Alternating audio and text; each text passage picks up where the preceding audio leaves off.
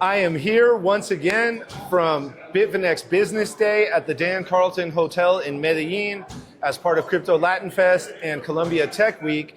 And I have the pleasure to be joined by a personal friend of mine, Starkerz, Chief Cypherpunk from the Hive social media network.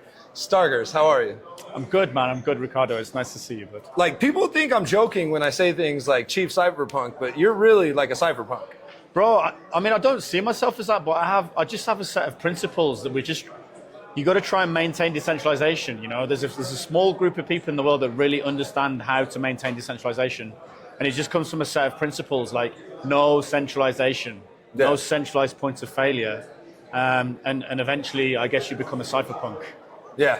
If you keep doing that type of thing. Yeah, for years and years like yourself. Yeah. So, people don't know this, but Starkerz has shared with me an advanced copy of a book that he's working on that is one of the most incredible crypto books I have ever read personally. And Starkerz, I'm super happy that you're here so we can talk about it. What's the book called? When's it coming out?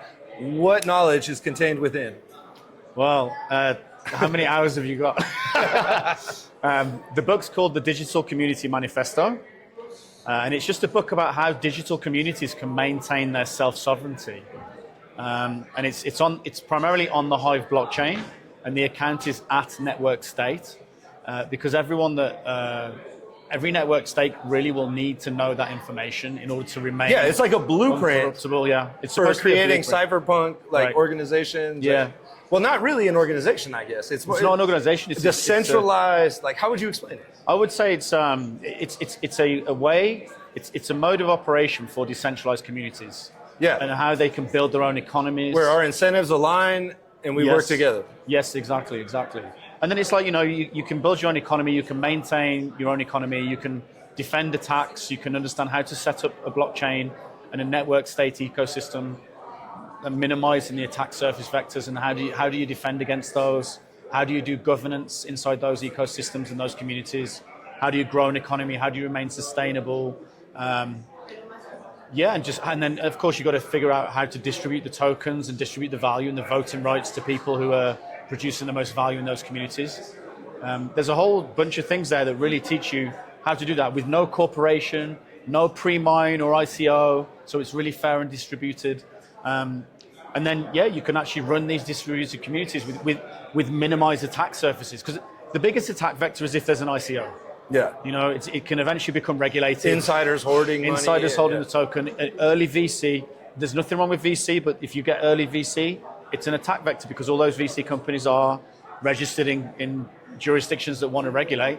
And so the idea is you can start these tokens without having any capital at all. And you can slowly grow them and distribute them. And it's not a get-rich-quick thing, right? It's a slow growth. It's how do you distribute. It's a get-free, slow thing. Get rich slow. Right? Get free slow. Get free slow. Yeah, get free, right, it is. Yeah. It is. If you stick to the principles in the book, you've got a very good shot of having a community that stays free and stays, well, I'd call it more self-sovereign. Yeah. And it operates in its own jurisdiction, you know, and that's what these network states are going to become. It's how do you operate a network state so that it can't be shut down by external forces, and so that you become a powerhouse of your own in the world. You know, you have your own self-sovereignty and you have your own economy. Yeah. And then people can receive voting rights from within that. And we're not advocating any particular chain. I mean, my experience is from the Hive blockchain. Speak about Hive too. Like, for our viewers that are not familiar, like, could you kind of give a brief overview of what Hive is? Hive is, it's interesting. Hive's many things to many people. Yeah. But it's a DPoS chain, so it has a top 20 group of elected validators that are elected by the community. As a result, the chain is super fast and it's got zero fees. And so it's got its own stable coin built in, so you can transact stable value to each other. The stable coin is called HBD. It has a 15% APR and like 1.7 second clearing time. And you can earn it from blogging, so that the whole thing was set up as a blogging ecosystem, so that people can write their blogs, and if other people vote for them in the ecosystem, the more stake that you have, the more power you have to distribute inflation to those bloggers. And so the most valuable, powerful blogs are rising to the top, and those people are earning stake. So it's a way to distribute the stake to the community of value creators inside of it. And then it has its own stable coin that you can mine from these blogs, and then you can spend into the economy. And we've built all sorts of projects on top. Like my favorite one at the moment is a project called Distriator, where Distriator is it's a way to spend HBD into listed businesses that are part of the ecosystem, completely outside the banking system. There's no centralized party behind it. Distriator is a non-profit. It doesn't make any money, but it allows people to distribute currency to businesses, receive a product, and then also they take 2 photos. Those photos go on the Hive blockchain, and then they get cash back. So it's like between 10 and 30, 40%, depending on how often you use it. If you use it more, you get more cash back. And it's just showing people that normal people can use crypto. It's just scanning a QR code, and then you take 2 photos, you get your cash back. And then their lives are cheaper because of crypto.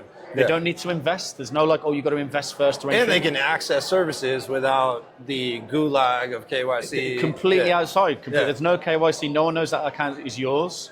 You can mine the currency from blogging. You can go buy it over the counter with many different people. You can buy it off exchanges as well.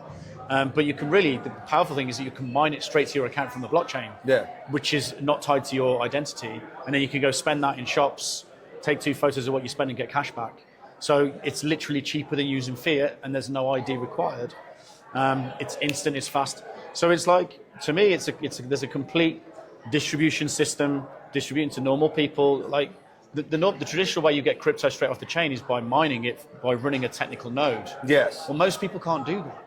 But most people can mine crypto via blogs or via taking photos or via writing reviews. I think that monetization of content is very, very important too, because like we've seen, platforms like Twitter or YouTube where content creators will go there and they're allowed to monetize their content, but they get like a raw deal in the sense that the platform keeps most of the money, and then the platform also imposes terms and conditions where they could censor your content if you say something unpopular or if you say something that's politically incorrect or whatever the case may be. So like to be able to do this on a decentralized social media network like Hive, where there is absolutely no censorship, there's 110% freedom, and then you can also monetize your content. Like to me, that's revolutionary. That's something that Nostr is currently trying to do, but Hive has been doing this for what, 5 years? 9 years. 9 years. Yeah. Okay. Yeah.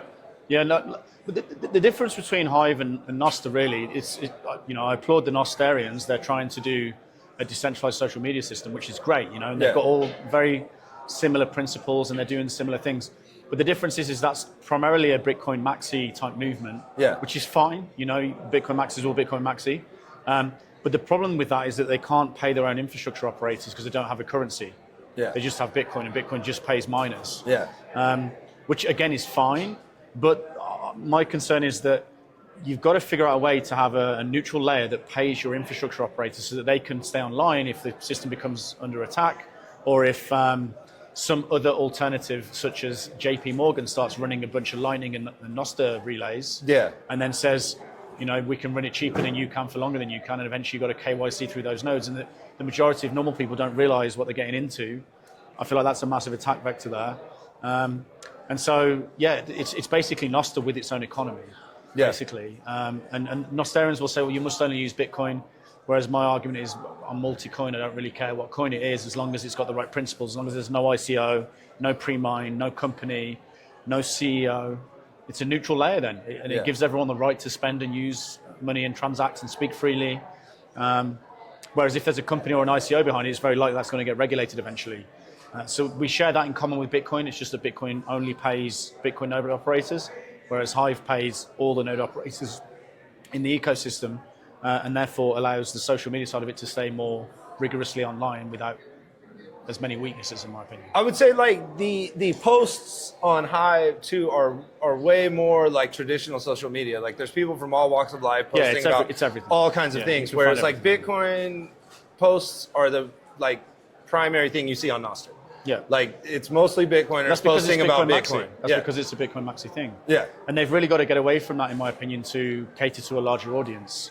But if their only token is Bitcoin and they're against other tokens, then I think that's an opportunity for other tokens to step into. Yeah. How do you view decentralized social media? Because right now we're seeing like there's Blue Sky, there's the Fediverse, there's Nostr, there's Hive, there's Bastion, there's Farcaster, there's a whole bunch of them. And it seems like Hive was the first. Sure, the pioneer. And like now we have all these latecomers that are kind of trying to replicate what you guys have been doing for a long time already. Like, do you view those as like sister networks that maybe there will be a bridge to, so that Hive posters can interact totally. with them at some point? Totally. Interoperability is coming in a very, very big way. There's a project on Hive called VSC, which is a layer 2, effectively a layer 2 DeFi system, but it's feeless because Hive is feeless. Yeah. So you can do feeless DeFi. But what they've figured out is a lot of the other chains, they're trying to build their own layer 2s and they're trying to get all of the transactions onto their own chains. And so it's like, they're all trying to be the Ethereum killer, as it were. But VSC isn't trying to do that. What VSC's done is it allows you to take any wallet and any currency outside of that wallet. So you could take, say, Ethereum, right, on a MetaMask wallet, and you can move Solana assets on Solana without having a Solana wallet, right? So it means you can move any currency with any wallet, right? So it means that you start to get this kind of chain agnosticism, where it's like, I don't care what chain I'm on, I don't care what wallet I'm using, I can move any I just want to anyway. use the tool to do what I need to do. Yeah. So what does that mean? It means that, for example, you could integrate VSC into an app, and now you've got access to all the tokens on that app without having to integrate every single blockchain, right? So now you can like a normal person that doesn't understand the difference between these blockchains, they just want to get they want to buy an airline ticket and get an NFT, or they want to play part of a game and get recognized, or go to an event and get an NFT, right? Well, the problem is at the moment it's all isolated because all those NFTs, that NFT may be issued on Ethereum or on Solana, and now you want to move it from a Bitcoin wallet, right? But you can't do that because you're a normal everyday person. You don't understand how to go into all these different blockchains and get different wallets. Or you melt in fees if you do know how to do it. And then you melt in fees, you've got to get gas and everything, right? Yeah. So what this is going to be is basically normal users aren't going to know what blockchain, they're not going to care what blockchain they're on. They're going to be moving NFTs around and tokens around from one wallet that they prefer to use, that they can just log into the front end. And that's the future we're going into. Yeah. Right? So you just log in with any wallet and you can move any asset on any chain. Yeah. Right? And you don't need to pay gas fees either. Right? So it's very, that's where we're going to go. So it means you can have all these games and you can have all these like social media apps that publish you some value for doing something in return. And then you can just move those things around. Maybe it's even things like certificates. I went to a yoga retreat and I learned how to do a yoga thing, or I went to a course and learned how to do programming or whatever. Dude, believe it or not, I took a Bitcoin class, like when I first got into Bitcoin, like in 2014, 15, at the University of Nicosia, and they gave me a certificate. I know the guys that built on that. the blockchain. Yeah. That was one of the first ever Bitcoin. Andreas Antonopoulos was one of the teachers. He was one of the wow. Yeah. I didn't know that back in the day. But they did the first ever Bitcoin course, and you get a certificate on the Bitcoin blockchain. Yeah, it was on the blockchain. Yeah, that was like, so that sounds cool. Bro, that was like 2014, 15 or something, man. That was years ago. That's a long time ago. yeah, those guys are OGs. So my argument is you shouldn't have to use the Bitcoin blockchain to move that to move that certificate. Yeah. You should be able to move it with any wallet that you like to any other chain that you like, and that's what VSC will bring, and it will be feeless. So normal When's users, that coming?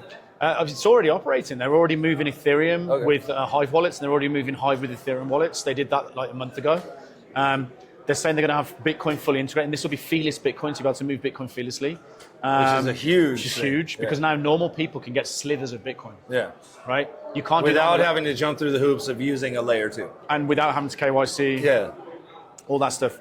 So and the infrastructure underneath is all decentralized. It's all operated by community members. It's not, you don't have to run your own node or anything. You don't have to run a corporation's node. It'll all be run by a decentralized community, and half of those people are anonymous. So we're going to have feeless Bitcoin transactions in the very near future, sometime towards the end of the year. They'll have Solana integrated by the end of the year as well. So we should be able to see Ethereum to Solana transactions without having to get a Solana wallet, or Solana transactions on Ethereum without having to get an Ethereum wallet. That's super cool. So that's where it's going, man. And the point is, like, all these other chains are trying to like say all the traffic should be on our chain, whereas this ecosystem saying we don't care where the traffic is, we just want people to be able to move on any chain to any other chain. Yeah. So that is like coming break very, down very the walls of the silos that break down all, it de-silos everything, right? Yeah. So that's very, very, very exciting, and I think that's coming very, very soon. That is super exciting. What was the point? What was the point of me telling you that though? You asked me a question about social media. Oh, the difference between all these different sister chains. Yeah, like how do you see them? Do you... Right. So coming back to the question that you made, it's like I see them all as being part of this decentralized social media thing. People obviously right now they want a lot of people don't fully understand why it's important to incentivize your infrastructure from a neutral chain. Yeah. Right? A lot of people are either incentivizing their infrastructure from an ICO chain that's not neutral ultimately. They've nearly always got CEOs, pre-minds, and founders. That to me sounds like non-neutral ecosystems. Hive's a very, very neutral ecosystem from that point of view. There is no one behind it. It's just everywhere and nowhere. It just exists. It just exists. It's like There's no ICO or pre-mine or founder or company. So it means everyone has digital rights all the time. Yeah. To send, to transact, to speak. But these other systems are also great attempts at this stuff. And I think coming back to the VSC implementation, if they do create their own tokens, or if they already have tokens, they're going to be able to wrap those onto VSC, and we'll just be able to log into each other's ecosystems eventually, and just post wherever you like. It may even get to a point where one ecosystem just has all the logins in the back end, and you just post into all of them or something. I'm super interested in this idea of decentralized social media. Like right now, I've been an early adopter of PubKey, the Fediverse, Nostr, Hive, Bastion, and like the reason why is because I feel like social media is like such an important and powerful thing for anybody to be able to broadcast their ideas to the world. But we're seeing these problems with like censorship, with people being shut down, deplatformed, demonetized, and like there needs to be a censorship-resistant alternative. Yes. And right now, like they're all just so new that the world has not decided on like what's going to happen. But I have been seeing like, for example, Ditto.pub is one Fediverse Nostr site where like you're on Nostr, but it bridges to Fediverse, it bridges to Blue Sky, and like that's like really one of the first ones that's like bridging to other decentralized networks. And I feel like Hive is like the pioneer, is like the originator of all of this. Like bridging to these other decentralized networks and giving the Hive like economy to them would be very, very powerful. Yeah. I don't know if you guys are looking at. Well, that's what VSC will bring. VSC provides the underlying technology to easily do that. So all you have to do is the VSC team just have to integrate one chain, and now you can log into that from any site on Hive, as long as they integrate the login system. Yeah. So that's coming, and I'm very, very, very excited about that. The other thing that's coming that I think is very, very, very powerful is we've figured out a way to compress text far more than anyone's ever done it before. I won't go into the details. We're putting a patent in for the technology. It's a new type of compression that no one's thought about before. We're actually removing words from the text before we even compress it. Okay. So we've figured out ways to we've really gone into how the English language works, and we've figured out ways to remove tons of words before we even compress. And it allows us to get 900 to 1 compression. Even we can get up to 10,000 to 1 compression on text. Really? Yeah. Wow. So this is coming. What does it mean? People have built scrapers, so we can scrape Reddit straight on the Hive blockchain, and it's stored on the Hive blockchain as a 16-character hash. I feel like every time I talk to you, you tell me some crazy new stuff that you can do with Hive. Last time you showed me the thing that with the Wikipedia links. Yeah, that's part of that. Because we want to be able to put the Wikipedia article in and have it on Hive, but then it's like, how much of the internet can you store on Hive? Not much like that, right? Because it's a blockchain. Yeah. But when you can start doing this compression mechanism, we think we can put the whole blockchain on Hive. That's incredible. Sorry. We think we can put the whole internet on Hive. The internet? Yeah, the whole thing. Man. We think that's where it's going to go. Yeah, that's incredible. We're all going to be incentivized. What ramifications does that have for training LLMs and stuff? Everything. Yeah. Everything. Because finally we can train LLMs on a public database. Yeah. And we can see where the information came from. And right now they're only trained on a portion of the internet. But it might be a big chunk. Not only they're trained on a portion, they're trained in private servers where you can't really see where the information came from. Yeah. So all of a sudden your AI suddenly goes woke. Yeah. Right? And you're like, what the fuck? So, what, are you going to let your children use that? Yeah. How do you trust it, right? How do you trust what subliminal messages the AI is given to these people, to your kids and stuff?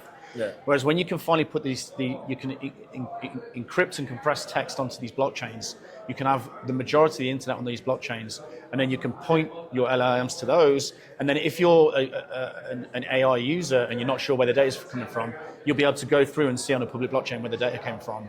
And you'll be like, okay, I'm good. I like the politics of this AI. This is what I'm going to use, right? There's no subliminal, fiddly things going on in the background that are brainwashing your kids, for example. You know? Yeah. No, that's super cool. And then today, man, not only did you show me the Wikipedia thing last time, but today you showed me a HBD debit card. Yeah. Yeah, which I've got is one here. absolutely incredible. This is like, mine? explain to the people what this is. So this is it's actually an NFC card, so you can touch any phone that's got an NFC or any device that's got NFC, you can pay with. Yeah. But the difference is that with every single other, and I can say this very confidently, every single other either NFC or debit card system in crypto, they all go through a company of some sort. You have to order your card from the company. You have to agree to go the through their terms and node. conditions. You have to accept the terms and conditions. You have to load the cryptocurrency through their nodes and then pay through their nodes. Probably eventually those will get KYC'd because they're always centralized attack points. This card, anyone can create it with an Android or an iPhone actually. So you can go on hive.blog/@Hive debit, and you can see all the instructions how anyone create these cards. You can go buy them off Amazon or anywhere else. You can get an NFC card. You can get your own printouts done. You don't have to ask our permission. So you put your own designs on, you put your own company on, so you can go hand them out at events, right? And then you go to hivedebit.com and you can tap to put the Hive account onto your card. So you automatically have a Lightning account here, and you automatically have a stablecoin account that's got no banking assets backing it. It's completely outside the banking system with no fees and no KYC. And you don't have to ask our permission. So you can just create as many of these as you like, and there's no company behind it. There's no CEO, there's no pre-mine again. So this is truly decentralized tap cards. Yeah, with a stablecoin. With a stablecoin that clears instantly, that has no fees. And so it's like, this is what we all wanted. This is what we all wanted when we all started getting into Bitcoin. You would think fintech would be interested in technology. Well, if there's no way for them to invest in venture capital in this, then this is the issue, right? Yeah. It's like they could make a lot of money off these things, but then in their minds, they're going to make more money off going through the company side and the centralized side because they can take fees off them. Yeah. But you can't compete with a feeless stablecoin that anyone can create, that anyone can put on a banking card, that you don't need permission to ask anyone to buy it or to get it to your account. You can just order them off Amazon and program them by tapping them. Now, HBD, there's a lot of merchants around the world that accept it. Yeah, there's about 300 or 400 now that accept HBD. Yeah. There's certain towns in the world now that you can live off HBD. Wow. Like Cumaná in Venezuela, a couple of places in Ecuador, Uyo and Abu in Nigeria, both. It's gone viral there. There's a couple of places in the Philippines that take it. A few places in Europe, it's not taken off there as well as what we'd hope, but that's Europe. It's always a tough market to crack. Well, I mean, Europe and the US, like, people are not in dire straits financially. Well, they don't need the technology. Yeah. Like, it's cool, they're interested in it, but like I would say, like, people in Nigeria, people in Venezuela, people in Argentina, people in the Philippines, they actually need the technology. Yeah, they need. Well, one of the reasons that Venezuela is so popular is because over the last 4 or 5 years they've had massive inflation. Yeah. And if they can then take photos of their life and earn and get votes from the chain and earn a stable coin, they've just secured their stability of value, so they don't need to worry about like inflation. So then they start spending this into the economy, and of course the local people that aren't using it, they're struggling with the inflation. But there's this other stable coin that they can just store their value in, and they can go spend it anytime they like. And yeah, so it's really made a difference to a lot of people's lives there. It's nice to see. Yeah, no, it's awesome, man. Like, that's why I said, like, you are a real deal official cypherpunk, whereas like a lot of people claim to be cypherpunks, but they're not in the trenches creating permissionless, decentralized, censorship-resistant solutions, which is what you've been doing for the last 10 or 15 years. It's what we got into this from the start. Yeah. You know, I got back into it in 2013, and I was like, oh, we can do parallel economies. I don't like this term circular economy. I like the term parallel economy. Why don't you like the term circular? Because circular economy is a misnomer. It means it goes through the old system at some point, or it's subliminally in your mind. That's what you can tolerate. You tolerate going through the old system. Whereas when we all got into this, we're not supposed to tolerate that. Yeah. We're not tolerating the old system at all. Yeah. We are building a parallel economy, and it's parallel because it doesn't even touch the old system ever. Yeah, I always laugh when like I see Bitcoin companies be like, "Oh, Stripe deplatformed us because we deal with Bitcoin." Of course they deplatformed. It's like, "Oh, gee, if only a parallel economy payment system existed that didn't require permission." Like, but in order to have a parallel economy, you have to have a way to distribute the token from source, which is the neutral. It should be a neutral layer. Yeah. So if the layer's not neutral, i.e., if it has a pre-mine or it has a company or a CEO, it's not neutral.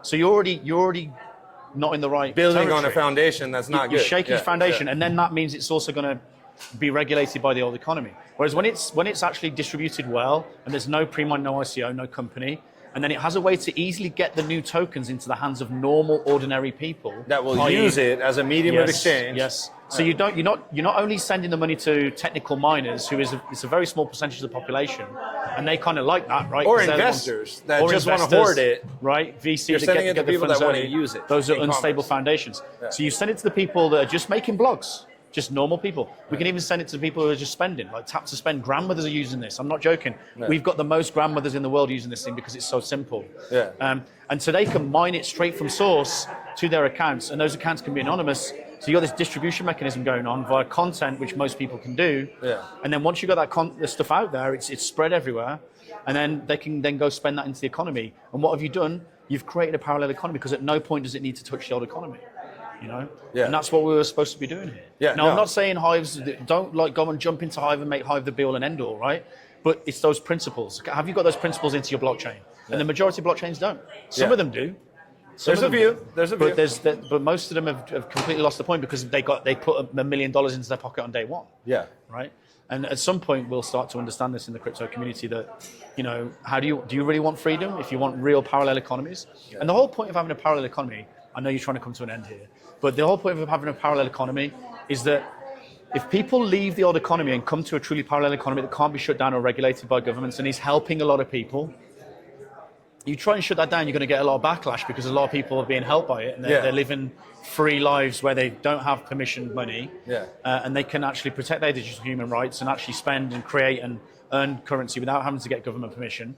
Well, if you have that in place, you have a parallel economy that the old economy is going to lose people to because they're going to voluntarily move across to. Yeah, there's a superior system. There's a superior system that protects your rights. Well, if that happens, then the old economy is going to go, shit, we better start looking after people. Yeah. We better treat them better. Because if we don't treat them better, they're just going to move to these other economies that are kind of outside of our purview. Yeah. That's what we're doing. That's the war we're fighting, and it's peaceful. Yeah. But it's powerful. You know? It's the most important work, I think. I think so. I hope so. Yeah. Well, my brother, thank you for coming on the show. It was a pleasure talking to you. Keep it up, thank you for enlightening the people on Hive. Hive debit, baby. Yeah.